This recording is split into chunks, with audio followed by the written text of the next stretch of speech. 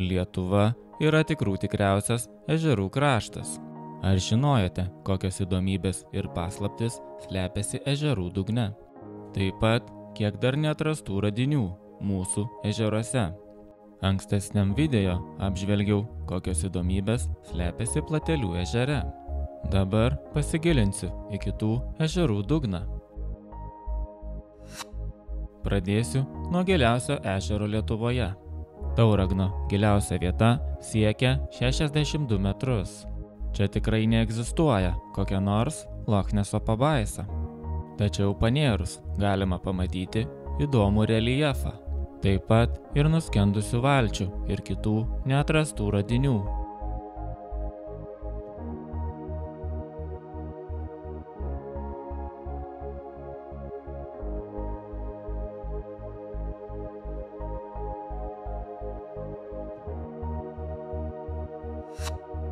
Dabar pasižiūrėkime, ką galime pamatyti Galvės ežere, kuriame yra garsioji Trakų pilis. Ežere galite išvysti įvairias ekspozicijas.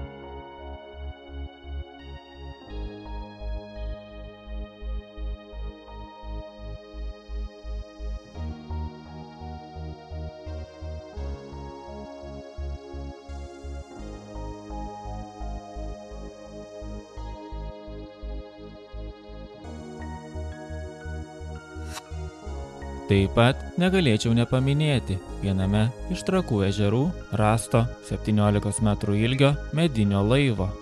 2020 metais 9 metrų gylyje atrastas radinys unikalus tuo, kad jame galėjo plaukioti Lietuvos kunigaikštis Žygimantas Augustas.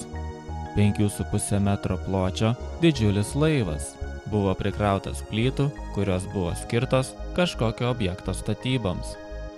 Šio laivo nėra ketinama iškelti. Jis turėtų tapti povandeninę ekspoziciją. Toliau patyrinėkime kitą įdomų Lietuvos ežerą, kuris garsėja nuskendusiu mišku. Baltieji Lakajai – tai ledyninės kilmės ežeras, kuriame giliausia vieta 45 metrai. Tačiau norinčius pamatyti nuskendusi mišką gali ištikti šokas. Čia galite pamatyti prie medžio pritvirtintą manikeną, kuris yra be galvos.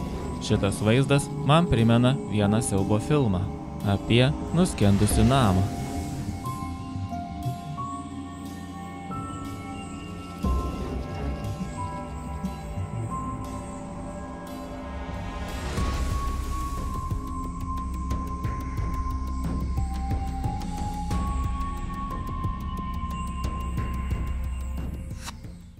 O dabar pasižvalgykime po Asvejos ežerą, kuris yra vienas iš giliausių Lietuvos ežerų.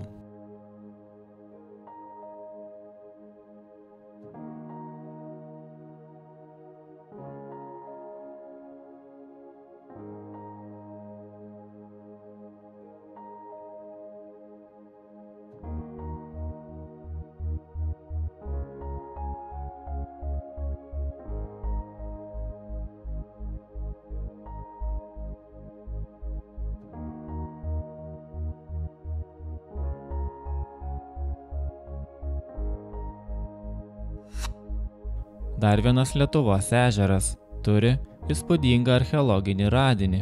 Švenčionių rajone esančiame Bėlio ežere buvo aptikta bronzos amžiaus gyvenvietė, kuriai daugiau nei 2500 metų.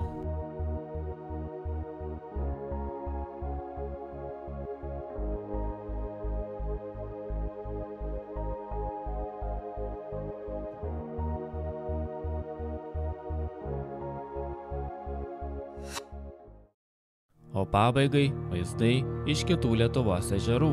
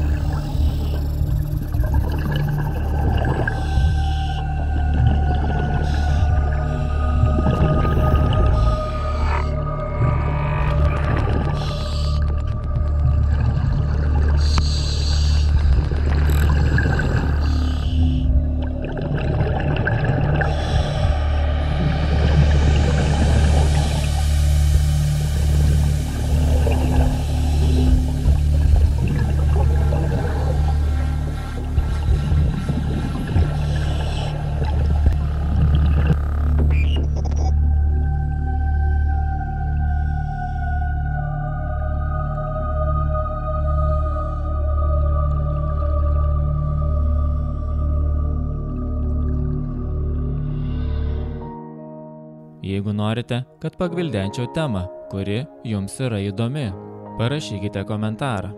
Ačiū, kad žiūrėjote ir lauksiu jūsų pasiūlymų.